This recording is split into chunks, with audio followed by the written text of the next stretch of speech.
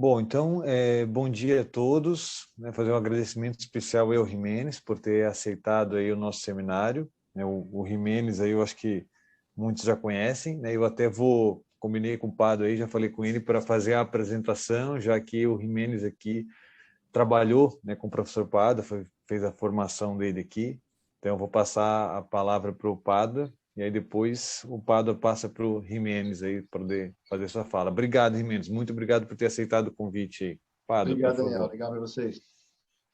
O Jimenez, aproveitando então que nós estamos aí em época de Olimpíadas, um passando o bastão para o outro.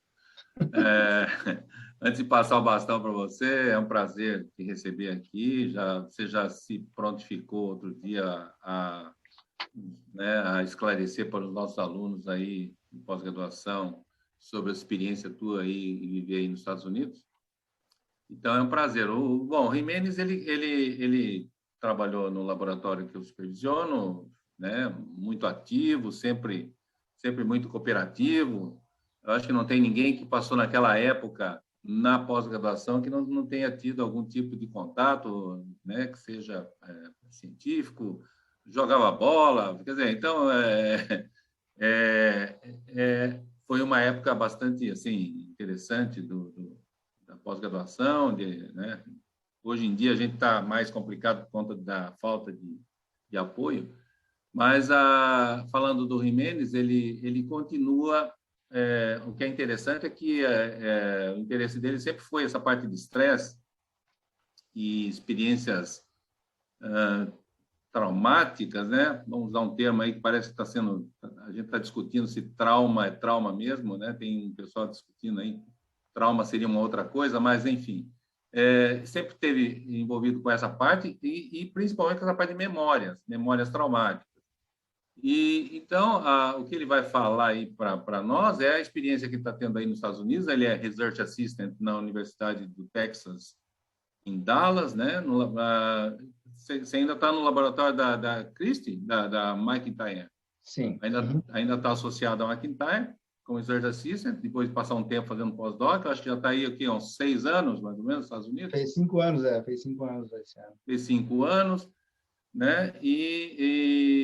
Então, ele vai contar para a gente esse approach que foi desenvolvido lá no laboratório deles, que é a estimulação do nervo vago e que tem uma translacionalidade bastante importante entre os experimentos que posso fazer em animal e ser humano, porque inclusive já existem os equipamentos para fazer essas estimulações em humanos com o objetivo de reduzir aí as experiências traumáticas. Então, vou parar de falar e deixar o Jimenez, então. É um prazer, renova aí o que o Daniel falou, é um prazer ter você aí e ouvir a tua apresentação. Tá, Jimenez?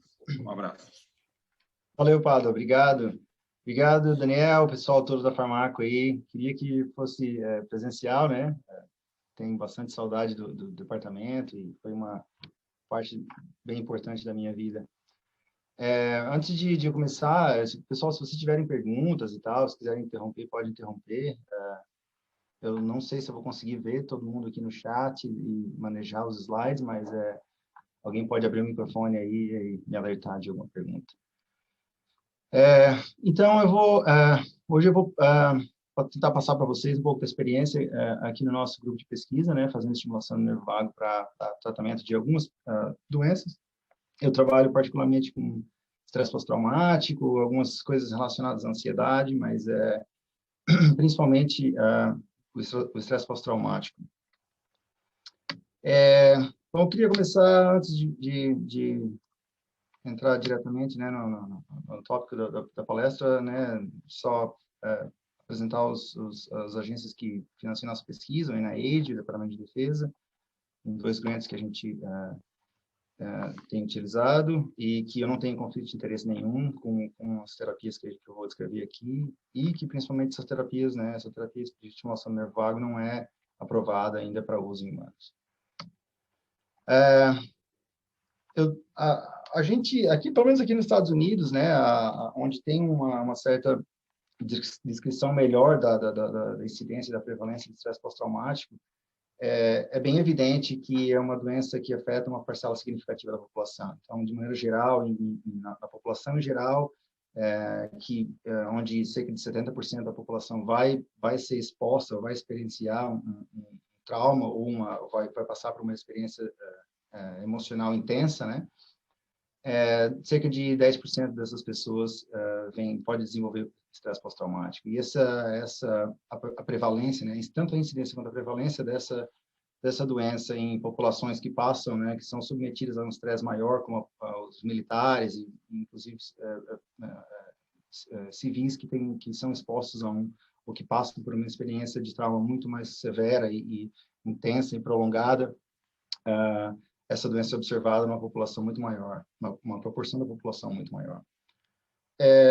Os dois grupos principais de sintoma da doença, né, são a reexperiência, né, do trauma, seja de forma intrusiva, né, sem que nenhum estímulo diretamente traga de volta as memórias, ou induzida por estímulos que estão no ambiente, né, experiências, por exemplo, o indivíduo passou por um trauma que envolve uma explosão e depois vai ao posto de gasolina né, e sente um cheiro de, sei lá, de diesel, de algum combustível. Esse tipo de estímulo pode trazer de volta, né, aquela experiência de forma bastante vívida. E o que acontece em seguida é que os indivíduos começam a evitar, né, qualquer situações que lembrem o trauma. Eles também apresentam alguns sintomas que são mais complexos, são ainda ligados ao trauma diretamente, as memórias do trauma mais complexos de serem tratados como pesadelos, né? E alguns sintomas que a gente classifica como não associativos, que não são ainda bem compreendidos se eles são diretamente associados às memórias do trauma ou se são decorrentes do estresse gerado pelo trauma e pelo desenvolvimento da doença. Isso aumenta a ansiedade, aumento da excitação emocional das respostas de sobressalto, por exemplo. Essas pessoas tendem a se isolar socialmente e apresentar alguns outros sintomas que são um pouco mais complexos, como irritabilidade. Muitas delas desenvolvem comorbidades, como abuso de substâncias e depressão. Então, durante a execução desse projeto, né, que essencialmente é uma experiência para mim bastante interessante, que a gente tocar desde da concepção, né, dos experimentos em roedores até o que a gente almeja que vai ser lá na frente, o uso dessa terapia em humanos. É uma coisa que envolveu um time bastante grande de pessoas, envolve um time bastante grande de pessoas, mas que tem sido bastante recompensador. Eu vou falar principalmente dos ensaios em roedores, né, que a gente tem feito, e que foram de maneira quase que completamente desenvolvidos com apoio de terapeutas, né, que estão envolvidos no projeto, que vão no futuro colocar essa terapia ou tentar colocar essa terapia nos ensaios clínicos. Então vocês vão perceber que alguns dos experimentos são baseados na forma como a gente prevê que a terapia vai ser usada lá na frente. Eu recentemente, lendo esse livro do sobrevivente do Holocausto, o Elie Wiesel, achei muito interessante a maneira como ele coloca, né, após descrever a fase inicial de chegada no campo de concentração, onde ele meio que coloca nesse parágrafo essencialmente o que é o PTSD, né? A única coisa que facilita a pesquisa no PTSD é que dentro das doenças psiquiátricas, talvez o PTSD seja a única que a gente sabe quando começou. Então, é mais fácil de elaborar um desenho experimental nesse sentido, né? Então, ele conta como é que foi a chegada no campo de concentração e quais foram as experiências que se seguiram ali, né? Como as faces das crianças queimadas que ele viu e a maneira como aquilo mudava a percepção dele em relação à vida. E é exatamente isso que a gente tenta modelar nos animais, né? Criar um trauma e fazer com que aquelas memórias sejam persistentes. E ele termina, né, ele completa com essa questão da persistência da memória, né, mencionando que ele não conseguiria esquecer as coisas que ele viu, mesmo que ele vivesse tanto quanto o próprio Deus, né. A gente, hoje, as terapias, digamos, mais bem exploradas, né, e validadas para o tratamento de estresse pós-traumático são as terapias de exposição. A gente foca e a gente colabora principalmente com pesquisadores e terapeutas aqui que usam a terapia de exposição prolongada. E ela visa essencialmente expor o indivíduo, né, os pacientes aos detalhes do trauma. Então eles recontam o trauma de maneira detalhada e numa ordem cronológica, e também a maneira como eles encaram os sintomas, né, e a condição deles no presente. E o que isso, em geral, desencadeia é o processo de extinção, né, ou seja, a maneira como a maneira como o comportamento vai ser exibido, a maneira que eles vão interpretar a situação no presente vai envolver um processo de reaprendizagem, e essa reaprendizagem tende a diminuir as respostas maladaptativas de medo. Então, o que se vê, o que se espera com essa terapia é a supressão dessas respostas de medo. O problema é que ainda tem uma parcela, né, cerca de 1/3, não responde à terapia, mesmo essa terapia seja uma das mais bem validadas e estudadas. E em alguns sintomas, principalmente os sintomas de esquiva, né, a terapia não é tão eficiente. Então, cerca de 50% a 80% das pessoas ainda apresentam algum sintoma, o que indica que não há remissão completa dos sintomas de transtorno de estresse pós-traumático com essa terapia. Então, a gente busca, essencialmente, aumentar o processo de aprendizagem, que é esse processo que eu mencionei, que vai fazer com que o indivíduo reorganize né, as estratégias comportamentais e que diminua as respostas maladaptativas de medo, né? Principalmente o medo condicionado, esse medo que está ligado ao trauma.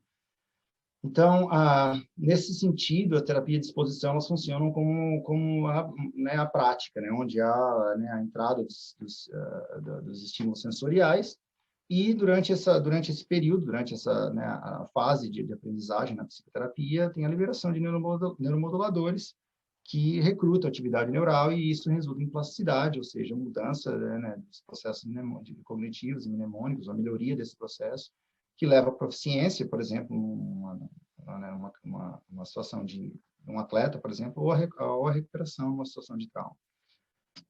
Então, o que a gente visa é aumentar, então, o resultado da psicoterapia, né, com um aumento da liberação de neuromoduladores, o aumento da atividade desses neuromoduladores. Hoje existem algumas terapias, né, sendo propostas, algumas com estudos bem promissores, como alvos glutamatérgicos, como canabinoides, alguns psicodélicos, exercício. E, mais recentemente, a gente tem publicado uma série de trabalhos mostrando que a estimulação cerebral pode também aumentar os efeitos da psicoterapia, né, ou da terapia de exposição para transtorno de estresse pós-traumático. Mas como é que a gente faz isso? Então, obviamente, existem maneiras invasivas e não invasivas de estimular, né, o sistema nervoso central. A gente usa uma maneira que é invasiva, mas que utiliza informações sensoriais, de aferentes sensoriais, que sobem ao cérebro pelo nervo vago, né? Então, o nervo vago, ele compreende cerca de 80%, pelo menos do lado esquerdo, 80% de fibras sensoriais aferentes, ou seja, trazendo informação do que está acontecendo na periferia, principalmente nos órgãos abdominais, e cerca de 20% de eferentes parasimpáticos que controlam principalmente a parte motora desses órgãos periféricos.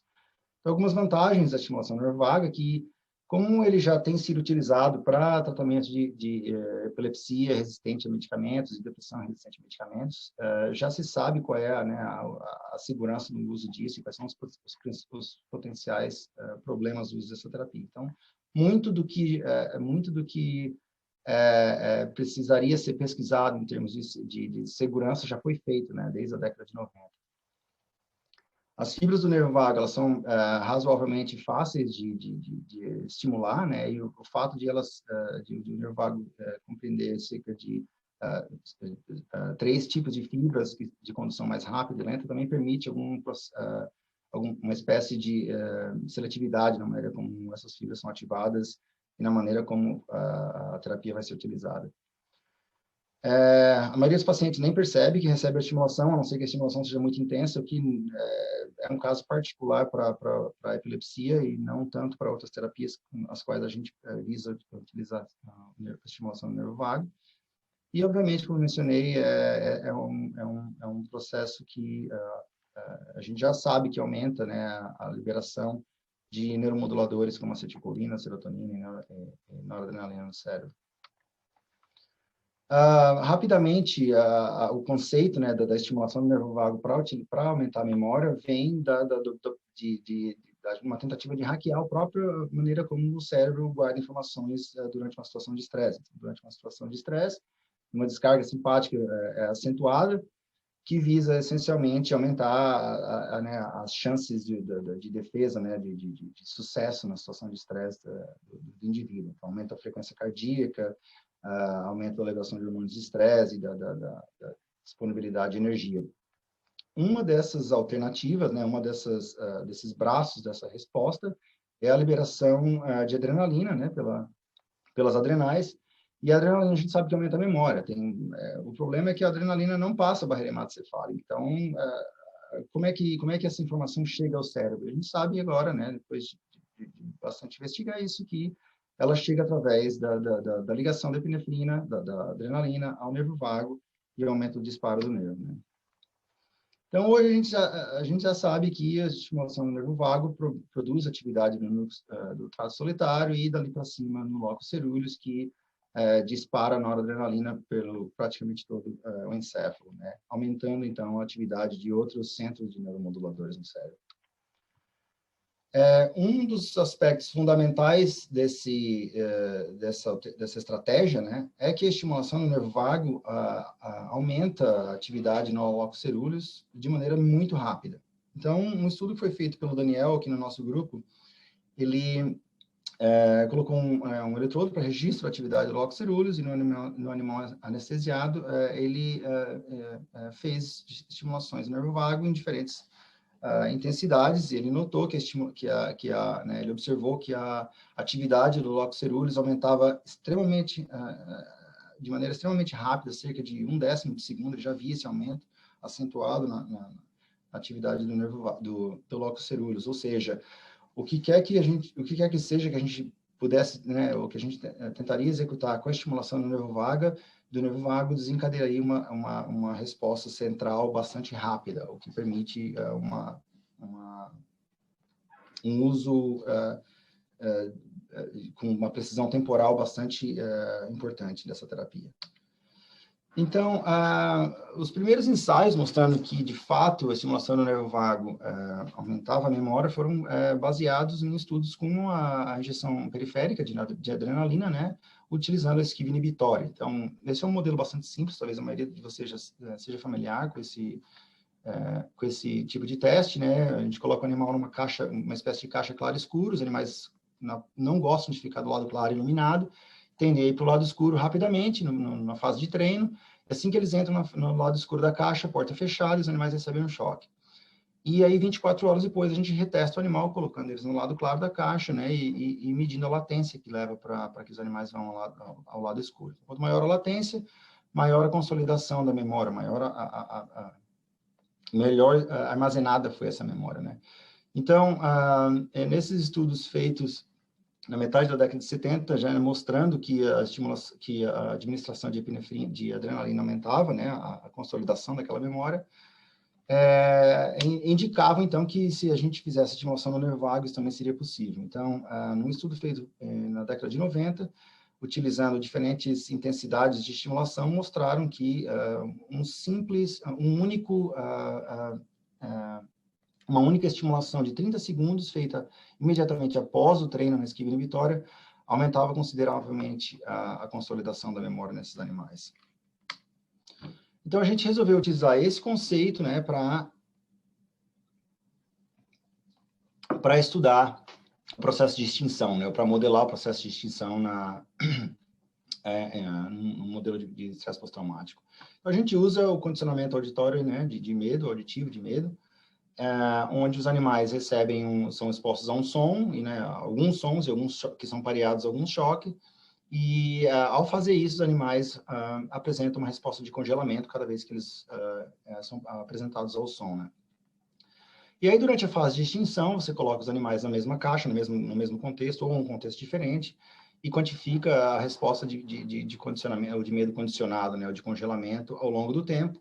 E, ao longo do tempo, há uma aprendizagem de que o choque, de que o som não prediz mais o choque, que os animais não vão mais receber o choque. Seria mais ou menos o que o paciente é exposto durante a terapia, onde há uma revivência do trauma, mas sem a consequência negativa do trauma, e aí as respostas condicionadas, maladaptativas de medo, tendem a desaparecer. E aí depois a gente faz um teste de recuperação daquela memória, para ver quanto que os animais lembram, né, da extinção que eles aprenderam.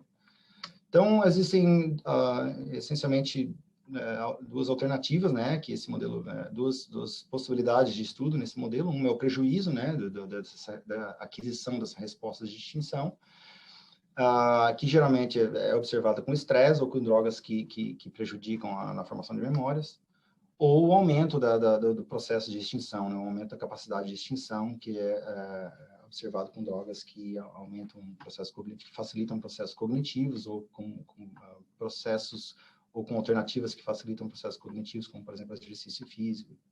Então, isso é observado também no processo de recuperação. Então, essencialmente, todo o nosso trabalho é centrado, digamos, nessas três fases de aquisição do medo, extinção da resposta condicionada e da recuperação da extinção em diferentes situações.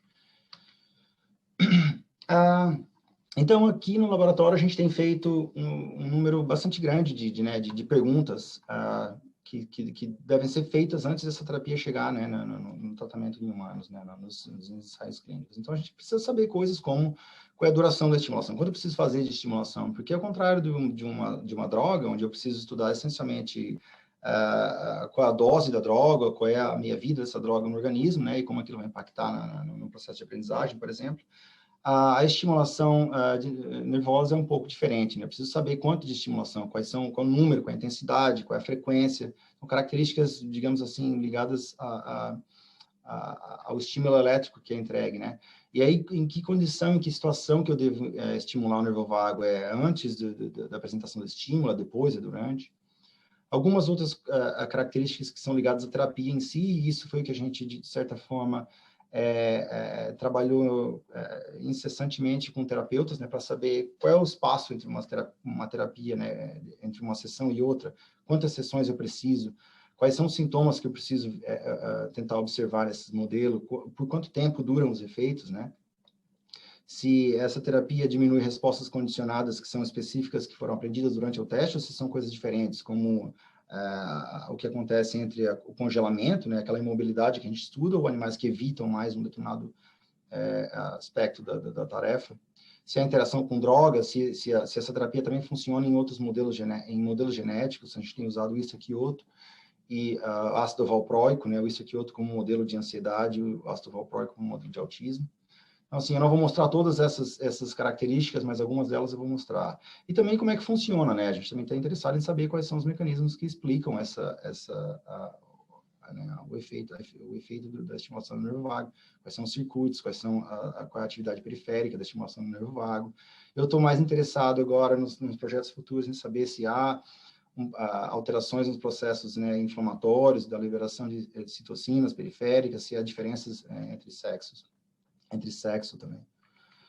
Então, eu vou apresentar algumas dessas coisas, né? Primeiramente, como é que a gente faz a estimulação do nervo vago no rato, né? Então, a gente tem aqui uma série um número de alunos de graduação que nos ajuda, né, que se voluntaria, faz pesquisa no laboratório, e que nos ajudam a construir, né, esse cuff que a gente implanta ao redor do nervo vago, essencialmente 2 eletrodos, né, que são colocados dentro desse tubinho de polietileno, que vai ao redor do nervo vago, a gente amarra ele, sela com uma estrutura não absorvível, e aí coloca os fios por baixo da pele até a cabeça, onde a gente faz uma espécie de capacetezinho, que fica ancorado na calota craniana do animal, e depois, durante o experimento, a gente simplesmente conecta o animal a um estimulador elétrico, que é ligado a um computador e tal, um programa que faz a estimulação de acordo com as coisas que a gente precisa fazer em determinado experimento.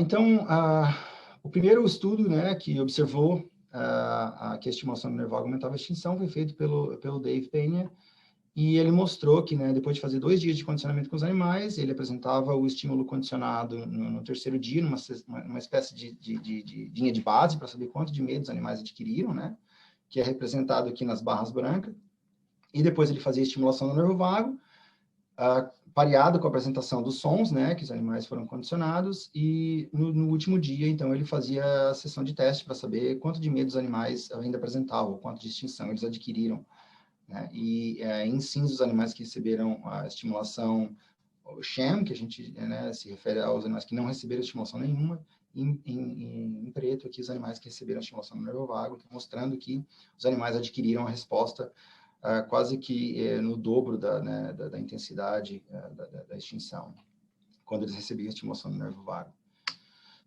Só que, para a gente se convencer de que essa terapia podia ser, de fato, interessante de ser utilizada em humanos com estresse pós-traumático, a gente resolveu fazer um treino, né, onde os animais passavam por um procedimento de estresse um pouco maior. E para isso a gente utilizou um modelo desenvolvido no laboratório do Liberson,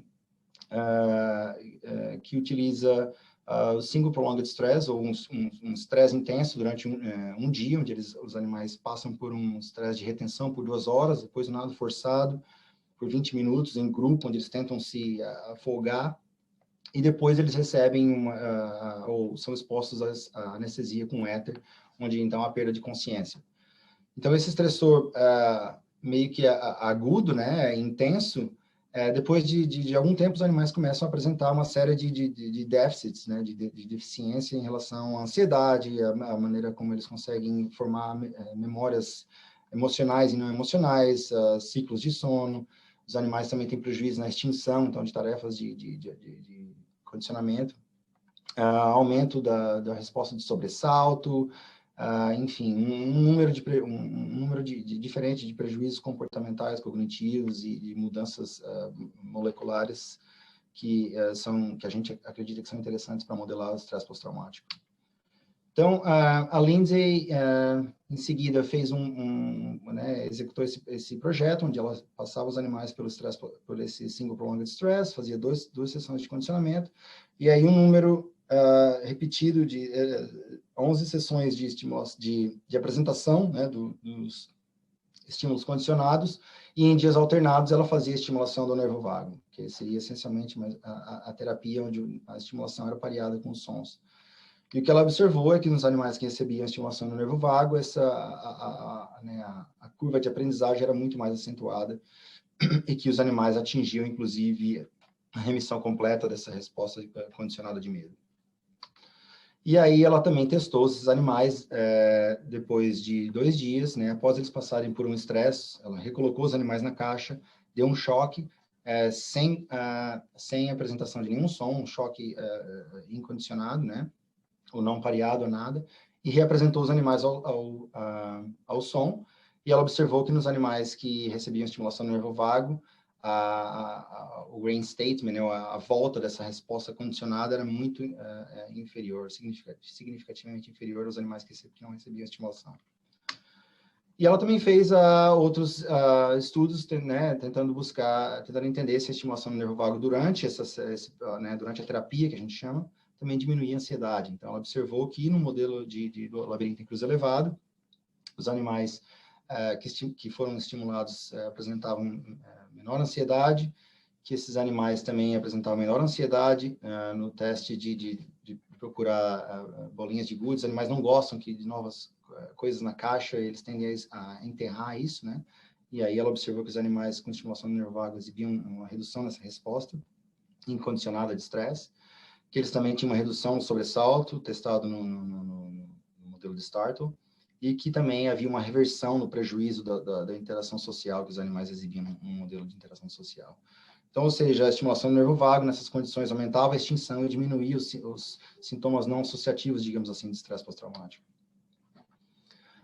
Mas a gente ainda estava preocupado, especialmente porque durante a execução desse projeto a gente começou a entender melhor, né, as condições que levavam o estresse pós-traumático, por estar em contato direto com esses terapeutas, que o que a gente ainda vinha fazendo no laboratório ainda não era essencialmente intenso, digamos assim, para levar a um prejuízo onde os animais não conseguiam extinguir, que é essencialmente o que acontece numa subpopulação de pacientes com PTSD, né, onde a terapia não funciona.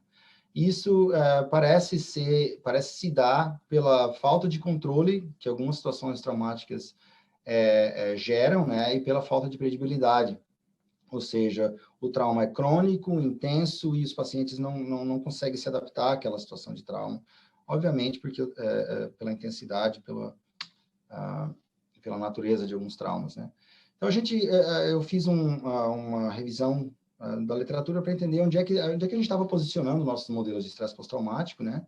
E a gente observou que, em relação a outras terapias que também, ou outros candidatos a alvo terapêutico que também vinham sendo administrados durante a fase de extinção, que os nossos modelos utilizando a estimulação do nervo vago, mesmo com aquele modelo do SPS, ainda estavam dentro de uma faixa moderada de intensidade de treino. Então, a gente resolveu aumentar a intensidade do treino, e criar uma situação onde os animais, de fato, não conseguiam extinguir sem um tratamento, ou seja, os animais com estimulação sham não conseguiriam extinguir. Então, para isso, a gente utilizou, né, fez o uso do Single Prolonged Stress, e a gente criou um protocolo de condicionamento que envolvia a falta de predição, né, e o aumento da intensidade do treino. A falta de controle, falta de predição e aumento da intensidade. Então, para isso, eu combinei um condicionamento onde os animais eram apresentados ao som no primeiro dia e aí recebiam um choque no final da apresentação do som. No segundo dia, isso acontecia 50% das vezes. No terceiro dia, a apresentação do som não era coterminada, né, digamos assim, com o choque, mas sim o choque acontecia de maneira aleatória, de 3 a 12 segundos depois do choque. E no último dia, isso acontecia de 12 a 20 segundos depois do choque. Ou seja, os animais sabiam que o som predizia um choque, mas não quando. E isso cria uma resposta que é muito mais difícil de distinguir, como eu vou mostrar mais para frente. Além disso, tem uma literatura já extensa mostrando que esses condicionamentos executados de forma diferente recrutam vias cerebrais que são diferentes, né? Ou seja, é necessário que o alvo, né, terapêutico seja um pouco mais amplo, digamos assim, na maneira como a terapia vai funcionar. Então, o desenho experimental é essencialmente o estresse e o trauma, né, a situação onde os animais passam pelo aquele Single Prolonged Stress e o condicionamento. Então, a gente agora passou a fazer, né, nesse experimento, o implante do estimulador depois do trauma, que seria mais ou menos o que aconteceria num paciente com estresse pós-traumático. Depois da recuperação, esses animais passam para a terapia, onde a gente apresenta os sons, né, e faz a estimulação do nervo vago durante a apresentação dos sons. E aí a gente fazia uma bateria de testes de ansiedade e de retenção, né? Então, ou seja, depois da extinção, quanto que o animal conseguia lembrar da extinção no próprio contexto, quanto que o animal conseguia lembrar da extinção num outro contexto. Existe uma literatura extensa mostrando que a extinção tende a ser contexto dependente, ou seja, você aprende no escritório, mas não consegue lembrar, digamos, na terapia, mas não consegue lembrar fora daquele contexto, e que também a extinção ela pode não ser tão resistente à reinstalação daquela memória depois de um processo de estresse. Então, os dados iniciais nesse projeto, né, a gente mostrou que sem a estimulação do nervo vago, os animais não conseguiam extinguir, mesmo após 5 dias consecutivos de treino de extinção, e que a estimulação do nervo vago revertia esse processo, né, representado pelas linhas em vermelho aqui.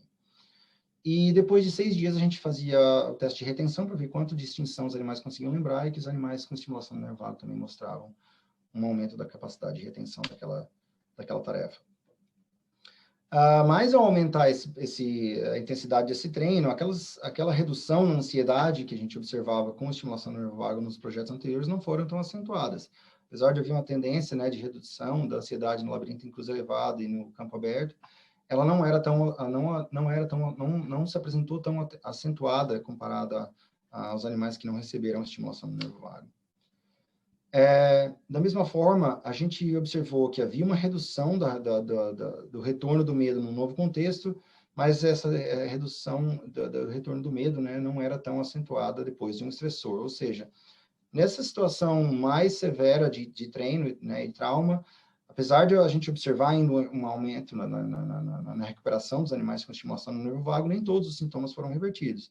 O que sugeriu, então, a gente né, indicou que a gente pudesse fazer alterações no procedimento de estimulação em si.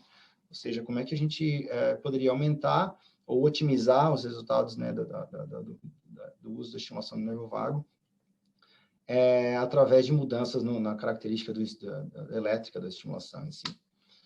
Então, o que a gente vinha fazendo era uma estimulação de 30 segundos durante a apresentação de cada um dos sons, né? E a gente sabe que cada estímulo elétrico, cada pulso elétrico envolve, né, a intensidade, o comprimento da onda do pulso, e a frequência também é modulada. Então, quanto mais você aumenta qualquer um dessas três características da estimulação, maior a carga que você coloca no nervo e potencialmente maior vai ser, mais ampla vai ser a atividade dos centros neuromoduladores que a gente estava querendo investigar. Então, assim, obviamente existe uma série de parâmetros elétricos que podem ser modificados, né, ou trabalhados durante a estimulação, e a gente resolveu focar inicialmente nesses três, né? Então, eu vou mostrar hoje o que a gente observou com o aumento da intensidade. Então, no primeiro estudo que a gente fez, a gente colocou né, um grupo de animais que passava pela estimulação por 30 segundos, com uma amplitude de 0,4 miliamperes, e a gente fez a mesma coisa com outro grupo que passava por uma estimulação 2 vezes mais alta. A gente já tinha dados preliminares, né, ou dados de outros estudos indicando que a atividade do locus coeruleus podia ser feita, né, o aumento dessa atividade, mesmo com estímulos muito mais curtos. Então, havia já evidências mostrando que com cerca de meio segundo de estimulação no nervo vago, você já consegue um aumento significativo da atividade do locus coeruleus e de centros neuromoduladores. Então, para tentar investigar se aumentar a corrente podia ser digamos, balanceado, né, pela redução da duração da estimulação. Então, a gente executou esse experimento com esses 5 grupos experimentais. Primeiramente, a gente investigou, né, se a estimulação com esses parâmetros de intensidade, de número de treino, também recrutava atividade vagal de forma substancial. Para isso, eu fiz uma preparação simples com estimulação do nervo vago e o registro da concentração de oxigênio, né? E isso pode ser feito porque a estimulação do nervo vago recruta centros cerebrais que inibem o excesso de entrada de ar nos pulmões. Então, a gente faz a estimulação do nervo vago e faz o registro da concentração de oxigênio através de um cuffzinho colocado na pata do animal. E o que a gente observou é que nos três tipos de intensidade que a gente fez, havia, né, um aumento uma redução, né, da concentração de oxigênio, e que isso também era observado com estimulações curtas, com uma intensidade moderada dessa estimulação. Então, ou seja, todos os 3 tipos de estimulação que a gente colocou nesse projeto recrutavam atividade vagal de maneira significativa. Então, o que a gente observou na primeira fase desse projeto é que havia uma redução, né, um aumento da capacidade de extinção dos animais, com a estimulação do nervo vago numa intensidade maior, e que o aumento da intensidade da estimulação do nervo vago prevenia o retorno da memória condicionada num novo contexto e após o estresse. Ou seja, a gente podia compensar aquele déficit, né, que a gente observou no projeto anterior, aumentando a intensidade da estimulação elétrica. E o que a gente observou, que foi talvez o mais importante aspecto desse projeto, é que mesmo que a gente fizesse 4 ou 16 estimulações que fossem curtas, né, de meio segundo durante a apresentação do som, com uma intensidade um pouco mais alta, isso também era observado. Ou seja, a gente podia aumentar a intensidade da estimulação elétrica e reduzir o número de estimulações, potencialmente reduzindo qualquer efeito, reação adversa que a estimulação pode gerar no tratamento. Eu fiz também, nesse mesmo projeto, uma bateria de testes de ansiedade, né? E aí eu observei que com uma estimulação elétrica mais longa, uma intensidade maior, ou vários estímulos curtos nessa mesma intensidade, diminuiu a ansiedade, que não foi observado quando a gente fez com uma estimulação de intensidade inferior. No labirinto em cruz elevado, que diminuía a ansiedade em outro teste de estresse, que era o teste de supressão da procura por alimento num contexto novo. e que havia uma tendência de efeito também benéfico cerca de 25 dias, no dia 25 após a estimulação, né, feita quando os animais eram testados no campo aberto. E aí um outro aspecto desse projeto é que eu resolvi testar se os animais, quando eles retornavam ao contexto traumático, havia uma recuperação da memória, e eu observei que os animais tratados com o que recebiam estimulação elétrica na intensidade maior, com um estímulo longo, ou mais curta, com estímulos curtos, digo, com a mesma intensidade com estímulos curtos, também não apresentavam medo no contexto do trauma.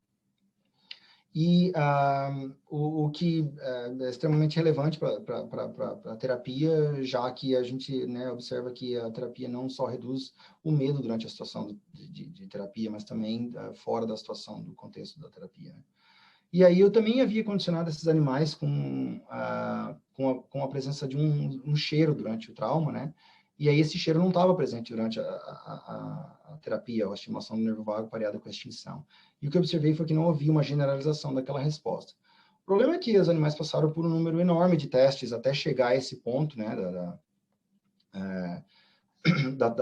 do ensaio experimental, e aí a gente não tinha certeza se a estimulação do nervo vago não estava criando uma generalização da resposta de extinção, né, ou se os dados haviam, então, sido contaminados pelo número grande de testes que haviam sido executados. Então, mais para frente, eu voltei a investigar esse processo. E aí, em seguida, a gente resolveu focar essencialmente só na intensidade, né, da estimulação elétrica, porque alguns trabalhos publicados recentemente haviam demonstrado que a estimulação do nervo vago era capaz de aumentar a plasticidade cortical em tarefas, a plasticidade cortical no córtex auditivo, no córtex motor, em diferentes tarefas, e que isso era observado em uma faixa pequena de estimulações, que envolviam basicamente as mesmas estimulações, as mesmas intensidades de estimulação que a gente estava usando até então, de 0,4 a 0,8 miliamperes. Então, a gente resolveu testar para saber se, aumentando ainda mais a intensidade da estimulação, a gente ainda observava um aumento da extinção. Então, para isso, a gente fez a estimulação nas duas intensidades que a gente havia testado anteriormente, e aumentou e dobrou a intensidade de estimulação para 1,6 miliampere. E o que a gente observou é que, apesar de haver um aumento, né, uma melhora significativa no último dia de extinção com os animais que recebiam a estimulação mais intensa, a taxa de recuperação desses animais, ou de melhora do ponto de vista de extinção, não era tão boa, não era tão acentuada como nas duas intensidades que a gente havia testado anteriormente, e que durante a retenção, 7 dias depois da extinção, os animais com aquela intensidade mais alta não recuperavam ou não eram capazes de lembrar da extinção de maneira significativa como nas faixas de intensidade que a gente havia testado. Então, sugerindo que para essa terapia de aumento da resposta de extinção, da aquisição da extinção, mais estimulação significa melhor, ou seja, também uma faixa de estimulação, de intensidade de estimulação elétrica que deve ser seguida, né, o que precisa ser considerada na hora de executar essa terapia. Uma outra questão importante para a gente era quando a gente deveria estimular, né, o nervo vago. Então, baseado naqueles estudos que mostravam que a estimulação do nervo vago gerava o aumento da resposta, de disparo de centros de neuromoduladores de maneira muito rápida, a gente se perguntou, será que se a gente fizer a estimulação do nervo vago fora do contexto da terapia, ou que não seja pareada junto com a recuperação da memória na extinção, com a apresentação do som, será que a estimulação do nervo vago ainda funciona? Então, para isso, a gente fez estimulações do nervo vago pareada com a apresentação do som, não pareada, ou seja, a estimulação ocorria fora da apresentação do som, de forma difusa, ou seja, mesmo número de estimulações, mas feita ao longo da sessão inteira, ou se a gente fizesse o mesmo número de estimulações que ocorreria dentro da apresentação do som, mas de forma massiva, né, ao longo da sessão. Ou seja, ainda que não fosse precisamente pareada, algumas dessas estimulações, ao menos 4 delas, né, que seria o correlato do que a gente até então havia visto ser o mais eficiente, o mais eficaz, ao menos algumas delas aconteceriam durante a apresentação do som. E isso poderia aumentar ou prejudicar a a extinção, né? Então, o que a gente observou é que os animais com estimulação elétrica pareada ao som aumentavam, né? Apresentavam um aumento da extinção e um aumento da retenção. E os animais que recebiam a estimulação que não era pareada com a apresentação do som não apresentavam esse aumento da extinção e não apresentavam aumento da retenção. Mas que se a gente fizesse essa estimulação de forma contínua durante a terapia, os animais aí sim apresentavam o mesmo aumento da extinção comparado aos animais que tinham ela especificamente pareada com a apresentação do som. Ou seja, isso permitiria, dentro da terapia, uma certa flexibilidade. Ou seja, o terapeuta ele está trabalhando com o paciente, mas ele não sabe exatamente qual é o estado emocional do paciente. Eles têm uma ideia razoável, digamos assim, mas ele não sabe exatamente o que está se passando dentro da cabeça do paciente. Então, não é fácil estimular o nervo vago sem saber o que está se passando, e isso permite a terapia ser feita de maneira massiva durante a sessão inteira, né, sem que haja um prejuízo na resposta ou no aumento da eficácia da terapia.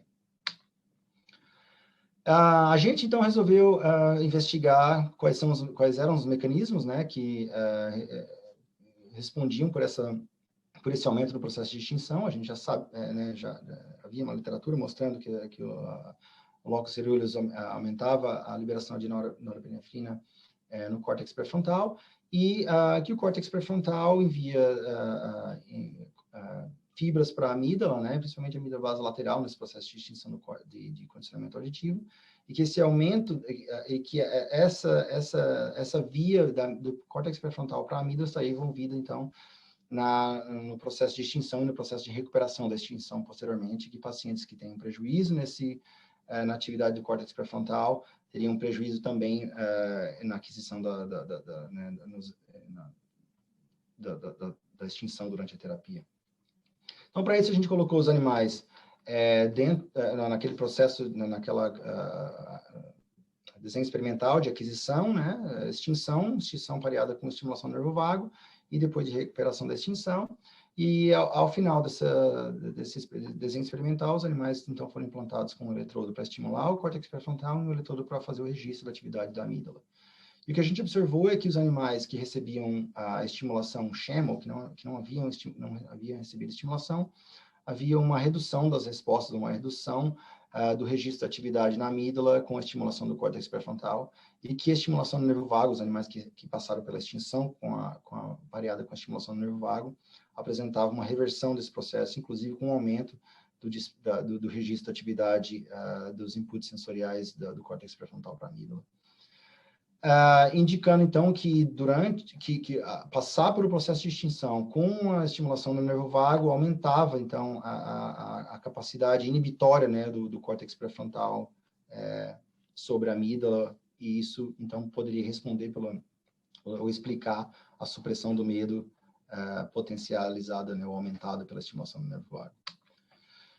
Num outro projeto, a gente avaliou se o que acontece, né, ou se a estimulação do nervo vago, os efeitos da estimulação do nervo vago, né, são derivados do aumento da liberação de norepinefrina, ou dessas projeções noradrenérgicas do locus coeruleus para o córtex pré-frontal. A gente se baseou nos estudos clássicos do laboratório do Quirk, mostrando que se você lesionar o córtex pré-frontal, os animais têm um prejuízo na recuperação da extinção, ou se você administrar drogas que, nesse caso, bloqueiam a transmissão noradrenérgica no córtex pré-frontal, os animais também apresentam prejuízo na resposta de extinção, ou na aquisição da extinção.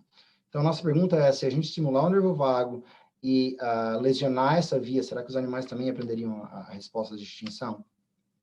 Então, os animais passaram por um condicionamento simples, né, de 2 dias, uma pré-extinção, para a gente saber qual era a linha de base dos animais. A gente observou que nos 3 grupos testados não havia diferença. E aí, então, a gente fez uma lesão utilizando uma saporina, que lesiona seletivamente neurônios que expressam dopamina beta-hidroxilase, ou administração de um veículo. Então, a gente fazia essa administração no córtex pré-frontal, e aí essa via do córtex pré-frontal para o locus coeruleus era lesionada. Então, na mesma cirurgia, a gente fazia o implante do estimulador do nervo vago, e aí o que a gente esperava é que os animais que recebiam a lesão não responderiam à terapia. Então, essa era a nossa pergunta. Então, o que a gente observou é que nos animais que receberam a injeção de veículo, e a estimulação do nervo vago, ou seja, não tinham lesão naquela via, e receberam a estimulação sham, né?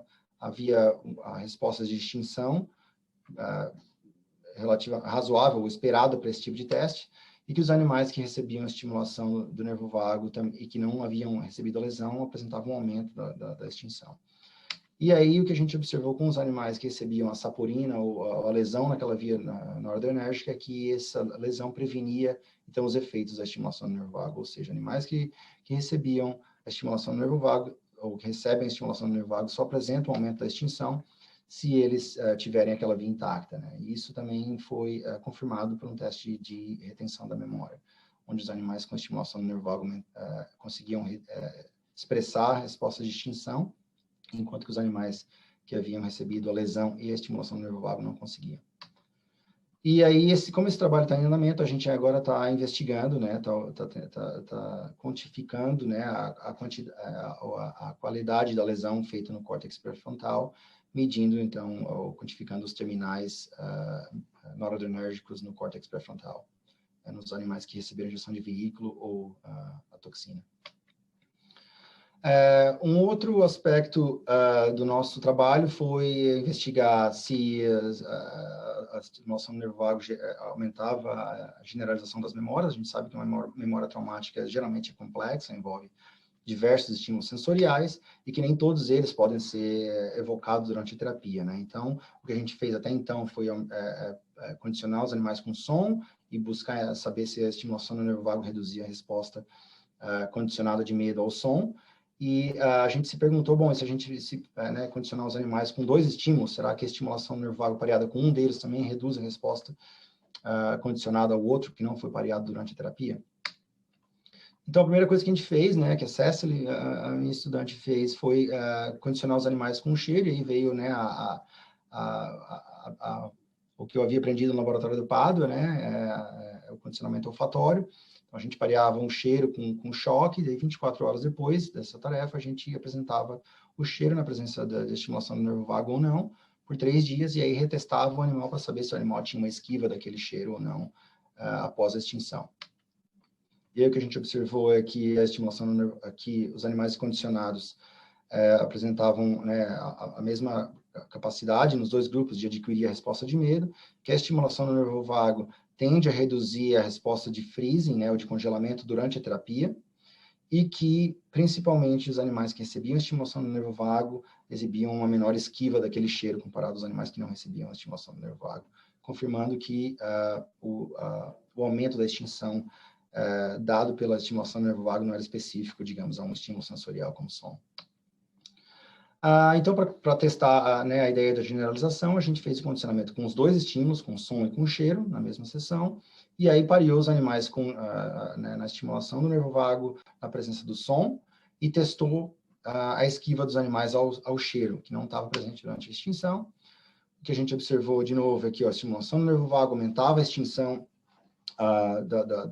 né, da resposta condicionada ao som, e que isso era representado também, esse aumento, essa melhora na extinção era observada também pelo aumento pela redução da esquiva ao cheiro que não havia sido apresentado durante a extinção.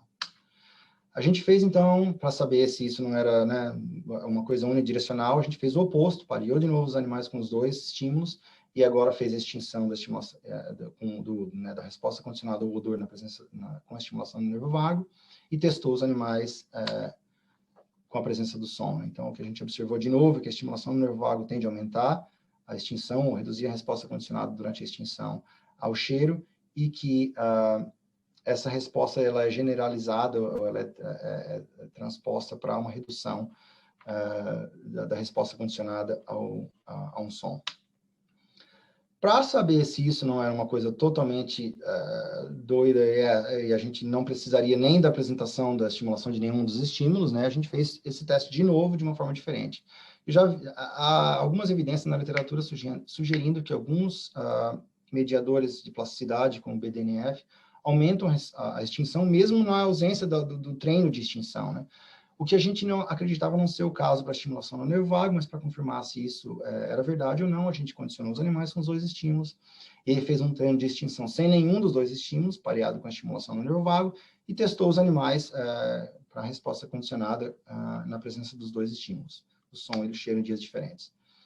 Então, os animais adquiriram a resposta, não havia uma resposta condicionada durante a estimulação, né, durante a extinção, e não havia mudança ou redução da resposta condicionada ao cheiro e ao odor. Ou seja, não era uma coisa... a estimulação do nervo vago só vai funcionar se for na presença do estímulo condicionado durante a terapia e se for pareado de alguma forma. A gente também testou se a estimulação do nervo vago ela aumentava a ansiedade, ou reduzia a ansiedade, né? Porque a gente observava que o aumento da extinção resultava em diminuição da ansiedade, mas não sabia exatamente se a estimulação do nervo vago diminuía a ansiedade diretamente.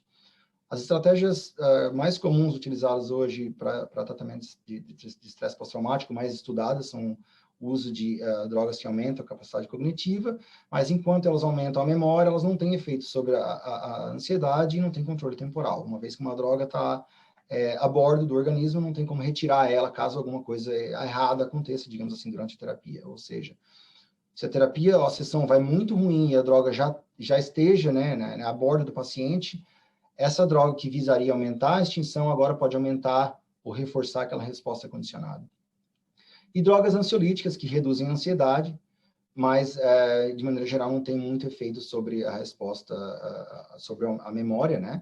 Inclusive, algumas podem prejudicar a memória, e também não há controle temporal. E a gente acredita, né, que a estimulação do nervo vago possa ter esses três componentes, né? De aumentar a memória, de ter controle temporal, ou seja, eu posso escolher quando estimular ou não, de maneira bastante precisa, e que talvez pudesse ter uma redução da ansiedade. Então, a gente fez um teste simples, implantou os animais, fez uma estimulação para que os animais se acostumassem com a estimulação, né, na ausência de qualquer estímulo, e depois testou os animais no labirinto em cruz elevado, no teste de supressão por novidade e na resposta de startle, de sobressalto. A gente observou que a estimulação do nervo vago feita 1 ou 5 vezes reduzia a ansiedade sem efeitos locomotores no labirinto em cruz elevado, diminuía a ansiedade no teste de supressão por novidade, e havia uma tendência de redução da resposta de sobressalto. Ou seja, a estimulação do nervo vago diretamente aumentava a extinção, aumenta diretamente a extinção e também diretamente reduz a ansiedade, ou reduz a ansiedade, pelo menos nesses testes. E por isso, então, sugerindo que a estimulação do nervo vago poderia ser benéfica, né, ou poderia ser utilizada com fins de aumentar a memória, reduzir a ansiedade e ainda permitir um controle temporal. Então, esse último experimento nos fez perguntar se esse efeito de diminuição da ansiedade se daria para um aumento da atividade parasimpática periférica. Então, para testar isso, a gente fez uma injeção de metilescopolamina para bloquear esses inputs parasimpáticos, né, nos órgãos periféricos, o que poderia reduzir a ansiedade, e estimulou o nervo vago e colocou os animais no labirinto em cruz elevado, e a gente observou que os animais com estimulação do nervo vago recebiam salina o controle não havia mudança, ou seja, havia uma redução da ansiedade, mas o bloqueio da atividade parasimpática periférica, então bloqueava os efeitos ansiolíticos da estimulação do nervo vago. Ou seja, isso sugere que o que acontece são duas vias separadas, né, entre os aferentes sensoriais que aumentam a capacidade cognitiva e os eferentes parasimpáticos que diminuem a ansiedade. Para confirmar se isso era verdade, a gente fez exatamente o mesmo treino de condicionamento que eu mostrei anteriormente e injetou também metilescopolamina, né, para bloquear a resposta parasimpática periférica antes da estimulação do nervo vago na fase de extinção. O que a gente observou, então, é que os animais que recebiam estimulação do nervo vago com salina ou com metilescopolamina continuavam aprendendo a tarefas de extinção. E isso, então, foi a confirmação final nesse projeto de que haviam duas vias separadas mediando os efeitos, né, respondendo pelos efeitos da estimulação do nervo vago no processo de aprendizagem da extinção e no processo de redução da ansiedade. Isso sugeriu, né, ou indicou para a gente que, conclusão, né, que a estimulação do nervo vago que ela faria durante o processo de extinção seria colocar, né, a quantidade, digamos assim, ótima ou mais precisa de recrutar a quantidade de neuromoduladores durante o processo de extinção pelas vias aferentes, né, que ativam o locus coeruleus e aumentam a atividade de neuromoduladores no cérebro, aumentando a capacidade cognitiva, né, a consolidação da extinção, e que potencialmente colocariam o paciente, né, o indivíduo, numa condição de ansiedade menor, que facilitaria o processo também de adesão à terapia, né, ou de aumento do resultado da terapia por diminuir a ansiedade. E aí, por último, esse é um trabalho, então, que durante todo o processo de execução da parte pré-clínica com os animais, vinha informando o time de engenheiros do nosso grupo que desenvolvia um estimulador do nervo vago para ser colocado no mercado e testado nos próximos anos. Então, a primeira característica dele é que ele é muito menor e que ele é muito mais fácil de ser confeccionado, né? Cerca de 50 vezes menor do que hoje é disponível no mercado. Também a incisão, né, o processo cirúrgico para implante desse estimulador é muito mais simples, e que esse estimulador também permite né, a testagem numa ressonância magnética de até 3 Tesla. Isso permite, então, que estudos futuros possam avaliar a capacidade de extinção, né, os processos cognitivos que estão acontecendo no paciente com PTSD na presença do estimulador elétrico. E, principalmente, esse estimulador não vai requerer nenhuma bateria, vai ser colocado né, numa alça de silicone e vai ser ligado durante a terapia, ou acionado por um módulo que faz isso sem fio, né, wireless.